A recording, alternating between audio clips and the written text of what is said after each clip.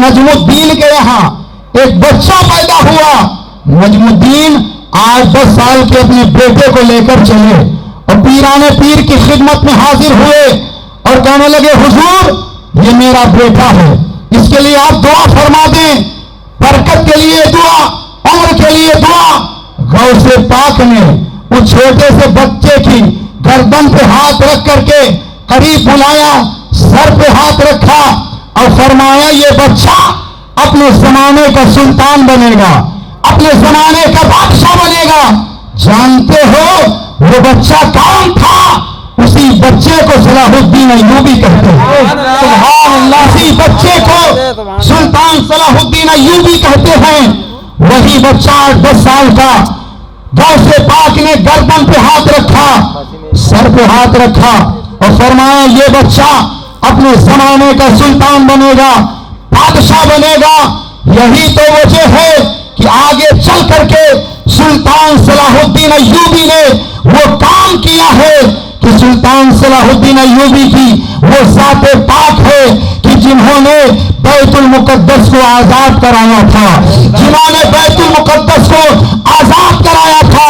اور سلطان صلاح الدین ایوبی پوری زندگی اسلام کی نشر و اشاعت کے لیے تلوار چلاتے رہے, لڑتے رہے دشمنان اسلام کے خلاف. اور ایک وقت ایسا آیا کہ سلطان صلاح الدین ایوبی بستر حالت پر تھے تو کمانڈر نے آ کر کہا تھا اے سلطان صلاح الدین ایوبی مجھے افسوس ہو رہا ہے کہ پوری زندگی آپ تلوار چلاتے رہے, کاش آپ کو میدان کارزار میں شہادت کی موت اگر ملتی تو کیا ہی اچھا ہوتا. میدان کارزار میں آپ کے بازو کاٹ دیے جاتے, آپ کے جسم سے گردن الگ کر دی جاتی, آپ کے جسم کو چھلنی کر دیا جاتا اور آپ میدان کارزار میں شہید ہوتے تو لوگ کہتے سلطان صلاح الدین شہید, سلطان صلاح الدین. لوگ یہ کہتے نظر آتے. اتنا سننا تھا. حضرت سلطان صلاح الدین ایوبی اٹھ کر کے بیٹھ جاتے ہیں اور کمانڈر کا کالر پکڑ کر کے کہتے نادان سن لے, روئے زمین پر آج تک ایسی تلوار بنی ہی نہیں ہے جو سلطان صلاح الدین ایوبی کی گردن کو کاٹ سکے. اس لیے کہ سلطان صلاح الدین ایوبی کے گردن پر غوث پاک کے ہاتھوں کے نشان موجود ہیں. نعرہ تکبیر, نعرہ تکبیر, نعرہ رسالت, دستے غازی ورا, علماء اہل سنت, عشق محبت, عشق محبت, نعرہ تکبیر. سلطان صلاح الدین ایوبی نے کہا میری گردن پر غوث پاک نے ہاتھ رکھ دیا تھا, جبھی تو بریلی کے اعلیٰ حضرت کہتے ہیں کیا کہتے جس پہ حمایت نہ ہو پنجہ تیرا, شیر کو خطرے میں لاتا نہیں کتا تیرا. سبحان اللہ. غوث پاک کی گردن تھا, غوث پاک نے اپنا دستے کرم صلاح الدین ایوبی کی گردن پہ رکھا تھا, ہاتھ پہ سر پہ رکھا تھا. تو غوث پاک کے دستے کرم کی برکت کا یہ عالم تھا کہ سلطان صلاح الدین ایوبی کا سر کوئی تن سے جدا نہ کر سکا. میں بتانا یہ چاہتا ہوں کہ غوث پاک رضی اللہ تعالیٰ اگر سر پہ ہاتھ رکھ دے اور گردن پہ ہاتھ رکھ دے تو وہ گردن بھی محفوظ ہو جاتی ہے, وہ سر بھی محفوظ ہو جاتا ہے. کل تک اولیاء کرام سے جب لوگ مدد مانگتے تھے, اولیاء کرام کے دامن سے لوگ لگے ہوئے تھے تو فتح و کامرانی کے جھنڈے نصب کرتے نظر آ رہے تھے. جب سے لوگوں نے اولیاء کا آستانہ چھوڑا ہے, جب سے لوگوں نے اولیاء سے دوری اختیار کی ہے, جب سے لوگوں نے قرآن سے دوری اختیار کی ہے, کیا آپ سب ایمانداری کے ساتھ مجھے بتائیں اس وقت دنیا میں جتنے مسلمان موجود ہیں کیا اس سے پہلے کبھی دنیا میں اتنے مسلمان موجود تھے؟ آپ کا جواب ہوگا نہیں. اس وقت دنیا میں جتنی مسجدیں موجود ہیں کیا اس سے پہلے کبھی مسجدیں تھی؟ جواب ہوگا نہیں. اس وقت جتنے مدرسے دنیا میں موجود ہیں کیا اس سے پہلے بھی موجود تھے؟ جواب ہوگا نہیں. اس وقت بہت زیادہ مدارس موجود ہیں, مساجد موجود ہیں, بہت زیادہ مسلمانوں کی تعداد ہے, مگر انصاف سے مجھے بتاؤ کیا اس وقت جتنا مسلمان ذلیل و رسوا ہو رہے ہیں اس سے پہلے بھی کبھی ذلیل و رسوا ہوئے تھے؟ نہیں. آخر وجہ کیا ہے؟ وہ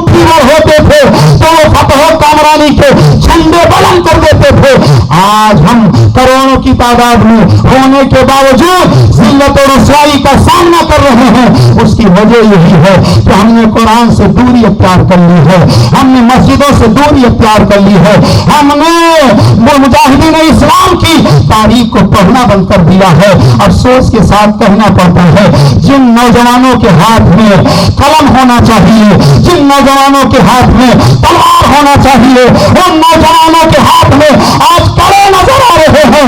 हज़रात, आज मुजाहिदों की तारीख को लोग फरामोश करते नजर आ रहे हैं। आज तो अगर पूछ लिया जाए कि कौन थे तारिक बिन जियाद, हमें मालूम नहीं, कौन थे मोहम्मद बिन कासिम, हमें मालूम नहीं। आज हमें हीरो के नाम याद है। मुसलमानों, याद रखना, सबसे बड़े इस्लाम के हीरो वो मुजाहिदीन इस्लाम है कि तुम इन दुनियादारों को हीरो समझ रहे हो। ये हीरो नहीं बल्कि जीरो है।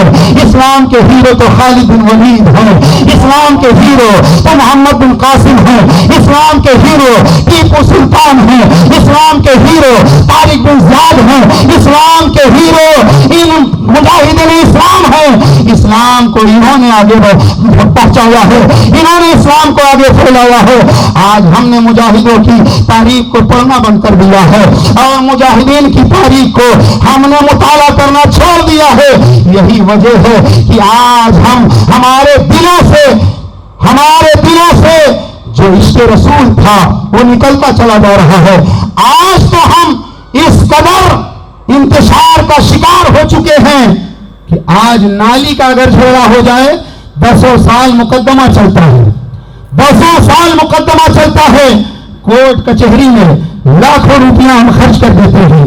एक बालिश जमीन के लिए हम तलवारें निकाल लेते हैं। एक बालिश जमीन के लिए हम किससे झगड़ा कर रहे हैं? अपने भाई से झगड़ा कर रहे हैं। किससे हम मारपीट कर रहे हैं? कलमा पढ़ने वाले से मारपीट कर रहे हैं। आओ, बात जहां से चली मैं वहीं पर एंड कर रहा हूं। इमाम अली मकाम रज़ी अल्लाह ताला से मैंने बात शुरू किया। आपके बड़े भाई हैं इमाम हसन रज़ी अल्लाह ताला। हसन और हुसैन दोनों भाइयों के दरमियान कुछ नाइत्तेफाकी हो गई, कुछ नाराजगी हो गई और इमाम हसन ने हुसैन से बात करना छोड़ दिया, हुसैन ने हसन से बात करना बंद कर दिया। नाराजगी थी किसी बात को लेकर। अबू हुरैरा रज़ी अल्लाह ताला फरमाते, जब मुझे पता चला तो मैं इमाम हुसैन के पास गया और मैंने कहा, इमाम अली मकाम, लोग आपकी पैरवी कर रहे हैं, आपकी इत्तबा कर रहे हैं और आपने अपने भाई से बात करना छोड़ दिया है। आप छोटे हैं, उम्र में आप छोटे हैं, अपने बड़े भाई से जाएं, मुलाकात करें, बातचीत शुरू करें। क्या प्यारा जवाब दिया था इमाम हुसैन ने। आपने इरशाद फरमाया, अबू हुरैरा से फरमाया कि मैं कब का जाकर के अपने भाई को मना लेता, अपने भाई को राजी कर लेता, लेकिन नाना जान की एक हदीस मुझे याद आ रही है। नाना जान ने फरमाया था कि दो लोगों में अगर नाराजगी हो जाए, उनमें पहल और जो करता है मुलाकात की पहले जो कोशिश करता है, जो पहले बातचीत शुरू करता है, वो जन्नत में पहले जाता है, जन्नत में पहले जाता है। इमाम हुसैन फरमाते हैं, मैं बहुत पहले जाकर अपने भाई से बातचीत कर लेता, मगर हुसैन नहीं चाहते, हुसैन नहीं चाहते कि अपने बड़े भाई हसन से पहले जन्नत में जाएं, अपने बड़े भाई हसन से पहले जन्नत में जाएं। अबू हुरैरा ने जब ये सुना, वहां से उठे, इमाम हसन के पास गए, पूरी बातें बयान किया। इमाम हसन ने फरमाया, मेरे भाई हुसैन ने सच कहा है। फिर इमाम हसन वहां से आए और आने के बाद में अपने भाई हुसैन को गले से लगा लिया, अपने भाई को गले से लगा लिया। क्या प्यार है, क्या मोहब्बत है कि भाई से पहले जन्नत में जाना नहीं चाहते।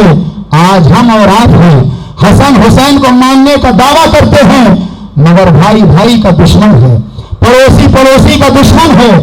आज तो हम हाल ये है कि दूसरे के मुंह से, हल्क से हम लुकमा खींचते हुए नजर आते हैं।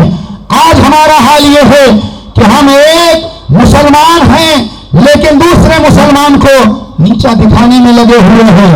مذہب اسلام یہ تعلیم نہیں دیتا. اولیاء کرام یہ آپ کو نہیں بتاتے پیغام اولیاء کیا ہے. پیغام اولیاء یہ نہیں ہے, بزرگان دین کا یہ شیوا نہیں ہے جو ہم اختیار کیے ہوئے ہیں. آج ضرورت اس بات کی ہے کہ ہم متحد ہو کر کے ہم نبی صلی اللہ علیہ وسلم کی محبت میں آؤ. تاریخ کی ایک بات اور میں آپ کو بتاؤں, جنگ یرموک کی بات آپ سنیں. جنگ یرموک ایسے موقع پر ہوئی, مسلمان اور رومیوں کا مقابلہ ہوا اور بڑا خطرناک مقابلہ تھا. دریائے یرموک کے کنارے جنگ یرموک ہوئی. مسلمانوں نے فیصلہ کن جنگ لڑی, مگر اسی جنگ کے بعد ابو جہل بن حذیفہ فرماتے ہیں جب جنگ مسلمانوں نے جیت لیا تو میں نے سوچا جنگ میں بہت سارے زخمی ہوں گے, جنگ میں بہت سارے لوگ پریشان ہوں گے. فرماتے ہیں ابو جہل بن حذیفہ میں نے جھولے میں کچھ دوائیں لی اور مشکیزہ پانی سے بھر لیا اور میں میدان جنگ میں پہنچا تو ایک عجیب کیفیت تھی. درد سے کوئی کراہ رہا ہے, کوئی چیخو پکار کر رہا ہے. گرمی کا عالم یہ ہے, ایسا لگتا ہے جیسے آسمان سے آگ کے شعلے برس رہے ہوں. ہر طرف سناٹا ہے, خوف ہراس کا عالم ہے, ہر طرف خاموشی چھائی ہے اور خون اس طرح بہ رہا ہے جیسے نالیاں بہ رہی ہوں. خون نالیوں کی شکل میں جنگ میں بہ رہا ہے, میدان جنگ میں. ابو جہل کہتے ہیں کہ میں مشکیزہ لے کر کے آگے بڑھا اور پکار سن رہا تھا. مجھے اپنا چچا زاد بھائی نظر آیا. جب چچا زاد بھائی نظر آیا فرماتے ہیں میں نے دیکھا میرے چچا زاد بھائی خون میں شرابور ہیں, گرد و غبار جسم پر ہے. فرماتے ہیں میں نے خون صاف کیا, گرد و غبار صاف کیا, مشکیزے سے پیالے میں پانی نکالا اور نکالنے کے بعد میں اپنے چچا زاد بھائی کو جیسے ہی پیش کیا میرے چچا زاد بھائی پیالے کو منہ کے قریب لائے اور پانی کا گھونٹ اتارنا چاہتے تھے. اتنے میں بغل سے آواز آئی العطش العطش, ہائے پیاس ہائے پیاس ہائے پانی. ذرا سوچیں اور غور فرمائیں. چچا زاد بھائی پیالہ منہ کے قریب لائے تھے لیکن پانی پینے سے انکار کر دیا. اشارہ کیا کہ ہمارا بھائی مجھ سے زیادہ پیاسا ہے, پہلے پانی اسے پلاؤ, پہلے پانی اسے پلاؤ. ابو جہل کہتے ہیں میں پانی کا پیالہ لے کر کے بغل والے مجاہد کے قریب پہنچا اور جب میں اس کے قریب پہنچا پیالہ اس کے سامنے پیش کیا اور وہ پانی کا پیالہ ہونٹوں کے قریب لگانا ہی چاہتا تھا. قریب سے العطش العطش کی آواز آئی, ہائے پانی ہائے پانی. اس مجاہد نے بھی اشارہ کیا میں پانی بعد میں پیوں گا, پہلے میرا بھائی پیاسا ہے اسے پانی پلاؤ. ابو جہل کہتے ہیں کہ میں پانی لے کر کے جب اس مجاہد کے پاس پہنچا اور پیالہ منہ کے قریب لگایا تو وہ تب تک دم توڑ چکا تھا. فرماتے ہیں میں پیالہ لے کر تیزی سے آگے بڑھا تاکہ دوسرے مجاہد کو پانی پیش کر سکوں. فرماتے جب قریب آیا تو دوسرا مجاہد بھی اس کے جسم سے روح پرواز کر چکی تھی. فرماتے ہیں میں اپنے چچا زاد بھائی کے قریب آیا تو میرا چچا زاد بھائی بھی دنیا سے رخصت ہو چکا تھا. ذرا سوچو اور غور کرو, کیا محبت ہے, کیا بھائی چارہ ہے, کیا الفت ہے, کیا پیار ہے, کیا محبت ہے, کیا دستور زندگی ہے, کیا طریقہ زندگی ہے کہ میدان کارزار ہے, جا کنی کا وقت ہے, جا طلب ہے, آخری وقت ہے, پیاس کی شدت ہے, مگر پانی اس لیے نہیں پی رہے ہیں کہ میرا بھائی پیاسا ہے, دوسرا بھائی پانی اس لیے نہیں پی رہا ہے میرا تیسرا بھائی پیاسا ہے, تیسرا اس لیے نہیں, تیسرے کے پاس پہنچے تو جسم سے روح پرواز کر گئی. یہ محبتیں ہیں, یہ پیار ہے. جب یہ محبت ہوتی تھی, یہ پیار ہوتا تھا, تب لوگ آگے کی منزل کو سر کر لیا کرتے تھے. آج ہمارے ہمارا حال یہ ہے کہ آج پڑوسی دوسرے پڑوسی کی زمین کو ہڑپ رہا ہے، ایک بھائی اپنے دوسرے بھائی کا حق مار رہا ہے، ایک مسلمان اپنے دوسرے بھائی پر ظلم کرتا نظر آ رہا ہے۔ تاریخ کی ایک جھلک میں اور آپ کو دکھانا چاہتا ہوں، بات مکمل ہو جائے گی۔ لوگ الزام لگاتے ہیں اسلام تلوار کے زور سے پھیلا ہے، اسلام ترشول کے زور سے پھیلا ہے۔ نہیں، اسلام نہ تو بارود کے زور پر پھیلا، اسلام نہ تو تلوار کے زور پر پھیلا۔ لیکن ابھی ہو سکتا ہے کوئی سوال کرے، ابھی آپ نے بتایا ہے کہ خالد بن ولید نے تلوار چلائی ہے، ابھی آپ نے سنا ہے سلطان صلاح الدین ایوبی نے تلوار چلایا ہے، اور آپ کہہ رہے ہو اسلام تلوار کے زور سے نہیں پھیلا ہے۔ یاد رکھو، کسی کے چھپر میں آگ لگا دینا جرم ہے، مگر لگی ہوئی آگ بجھا دینا یہ جرم نہیں ہے۔ تاریخ اسلام اٹھا کر کے پڑھو، اسلام کی پہلی جنگ جسے غزوہ بدر کہا جاتا ہے، مسلمانوں نے جنگ میں پہل نہیں کیا ہے۔ جب دشمنوں نے 1000 سے زیادہ کا لشکر لے کر کے مسلمانوں پر حملہ کیا ہے، تب مسلمانوں نے اپنے بچاؤ میں تلوار اٹھایا ہے، اپنے دفاع کے لیے تلوار اٹھایا ہے۔ اسلام کے ماننے والے جب بھی تلوار اٹھاتے ہیں تو پہل نہیں کرتے ہیں، اپنے دفاع کے لیے، اپنی جان بچانے کے لیے، اور جان بچانے کے لیے، جان کی حفاظت کے لیے، دفاع کے لیے تلوار اٹھانا کوئی جرم نہیں ہے۔ اسلام میں جتنی جنگیں ہیں آپ پڑھتے چلے جاؤ، کسی بھی جنگ میں مسلمانوں نے پہل نہیں کیا ہے۔ جب دشمنوں نے پہل کیا ہے تب اپنے بچاؤ کے لیے تلوار اٹھائی ہے۔ اور یاد رکھنا، لوہے کی تلوار جب چلتی ہے تو گردن کٹتی ہے، لوہے کی تلوار جب چلتی ہے بدن زخمی ہوتا ہے۔ آپ بھول گئے لوہے کی تلوار لے کر کے حضرت عمر جب چلے تھے، اور لوہے کی تلوار لے کر کے عمر جب چلے تھے اور رسول اللہ کے قریب پہنچے تھے، لوہے کی تلوار اپنا کام نہ کر پائی تھی، عشق مصطفیٰ کی تلوار اپنا کام کر گئی، اور عمر کا دل گھائل ہو گیا، اور عمر نے قدم مصطفیٰ پر سر جھکا دیا اور اسلام کو قبول کر لیا۔ نبی کی خدمت میں بیٹھنے والوں نے نعرہ بلند کیا، سب سے پہلے اسلام کے اندر اگر نعرہ بلند ہوا ہے تو حضرت عمر نے جب اسلام قبول کیا تو صحابہ نے نعرہ لگایا، اللہ کے نبی نے منع نہیں کیا۔ آج تو کچھ لوگوں کو پیٹ میں ایٹھن ہوتی ہے، نعرہ کیوں لگاتے ہو؟ نعرہ کی کیا ضرورت ہے؟ یاد رکھو نعرہ کی ضرورت تھی، نعرے کی ضرورت ہے۔ صحابہ نے نعرہ بلند کیا اللہ کے حبیب کی موجودگی میں، مگر آقا نے منع نہیں کیا، نعرہ بلند کیا گیا۔ میں بتانا یہ چاہتا ہوں محبت سے اسلام پھیلا ہے۔ آؤ آخری بات، بس بات مکمل ہو جائے، رسول پاک صلی اللہ علیہ وسلم کے خلیفہ حضرت ابو بکر صدیق رضی اللہ تعالی عنہ ہیں۔ آپ عائشہ رضی اللہ تعالی عنہ کی خدمت میں آئے سرکار کے وصال کے بعد، اور کہنے لگے یہ عائشہ کون ہے؟ یہ رسول اللہ کی شریک زندگی ہے، ابو بکر صدیق کی شہزادی ہیں۔ ابو بکر صدیق نے کہا عائشہ کوئی ایسی بات بتاؤ جو رسول اللہ کرتے تھے اور ہم لوگوں کو اس کا علم نہیں تھا۔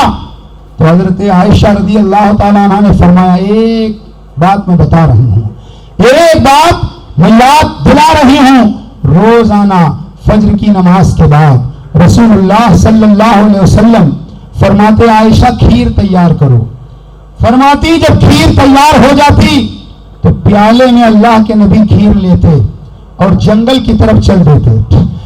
کچھ دیر کے بعد جب واپس آتے پیالی خالی رہتی، کھیر اس میں سے ختم ہو جاتی۔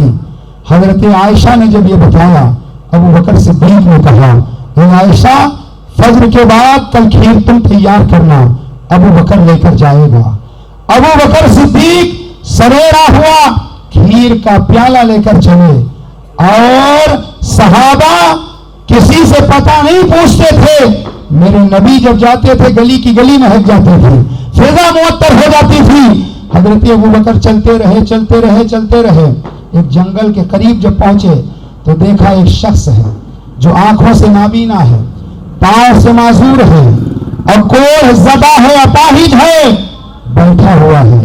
جیسے ہی حضرت ابو بکر کے قدموں کی آہٹ کو اس نے سنا تو اپنی زبان میں کہنے لگا کہاں چلے گئے تھے؟ کب سے میں تمہارا انتظار کر رہا تھا، مجھے کھلاؤ مجھے کھلاؤ۔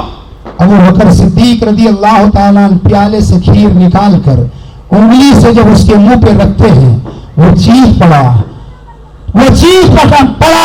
محمد بن عبداللہ کہاں ہیں؟ سبحان اللہ۔ محمد بن عبداللہ کہاں ہیں؟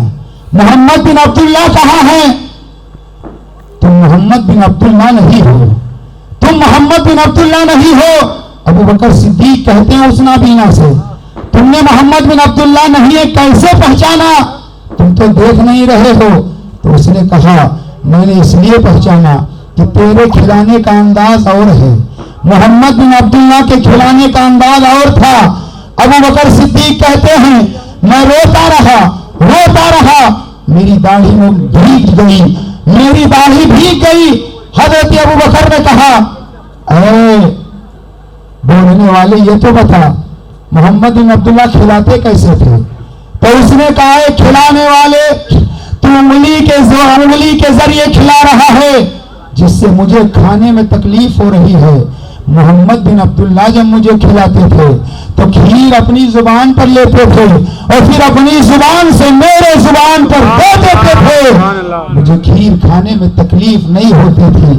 میں نے پہچان لیا کہ تم محمد بن عبداللہ نہیں ہو۔ اے کھیر کھلانے والے بتا تو صحیح تو کون ہے؟ ابو بکر نے کہا کہ میں ابو بکر صدیق ہوں۔ اس نے کہا کون ہے ابو بکر صدیق؟ کہا میں مصطفیٰ کا غلام ہوں، مصطفیٰ کا غلام ہوں۔ تب تک کہ اس اپاہج نابینا نے کہا تھا اے ابو بکر صدیق میں نے تمہیں محمد بن عبداللہ کہاں چلے گئے؟ ابو بکر صدیق نے فرمایا ان کا ظاہری وصال ہو گیا۔ تب اس اپاہج نے کہا تھا، نابینا نے کہا تھا اے ابو بکر صدیق میں نے تمہارے نبی سے کہا تھا، میں نے تمہارے پیغمبر سے کہا تھا کہ تمہارے وصال کے بعد تمہارا دین مٹ جائے گا، تمہارا اسلام ختم ہو جائے گا، لیکن اے ابو بکر صدیق تم نے نبی کی سنت پر عمل کر کے یہ بتا دیا ہے کہ اسلام دنیا میں مٹنے کے لیے نہیں آیا ہے، آگے بڑھنے کے لیے آیا ہے، پھیلنے کے لیے آیا ہے، نشر و ارشاد کے لیے آیا ہے۔ ابو بکر صدیق تم نے نبی کی سنت پر عمل کر کے یہ بتا دیا ہے یہ اسلام مٹنے والا نہیں ہے۔ اے ابو بکر مجھے کلمہ پڑھاؤ اور دائرہ اسلام میں داخل کرو۔ وہ اپاہج یہودی کلمہ پڑھتا ہے اور دائرہ اسلام میں داخلہ لے لیتا ہے۔ آج بھی آپ جائزہ لیں، پوری دنیا میں اسلام جو پھیل رہا ہے، اسلام جو آگے بڑھ رہا ہے، یہ اپنی صداقت کی بنیاد پر بڑھ رہا ہے، اپنی سچائی کی بنیاد پر آگے بڑھ رہا ہے۔